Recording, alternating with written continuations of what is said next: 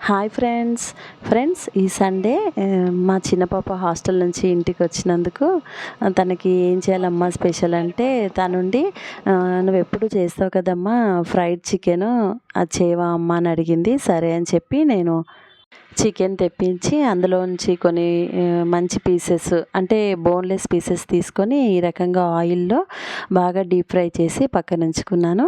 ఇంకా ఆ తర్వాత అందులోనే కరివేపాకు కూడా వేసి అందులో కలిపేసాను.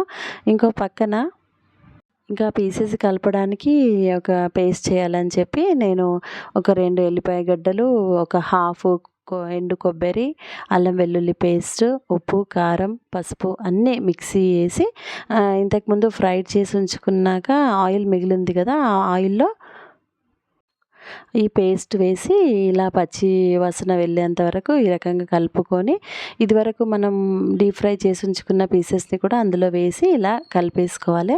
అంటే ఆ పేస్ట్ అనేది మొత్తం పీసెస్కి ఇలా పట్టేంత వరకు కలపాలి. సో ఇది ఫ్రెండ్స్, ఈ రకంగా నేను కొత్తిమీర ఆనియన్స్ అయితే గార్నిష్ చేశాను. దీన్ని ఏమంటారో నాకు తెలీదు. మా పాపలు అయితే చికెన్ 65 అంటారు, చికెన్ చట్నీ అంటారు. మీకు నచ్చితే కమెంట్ చేయండి.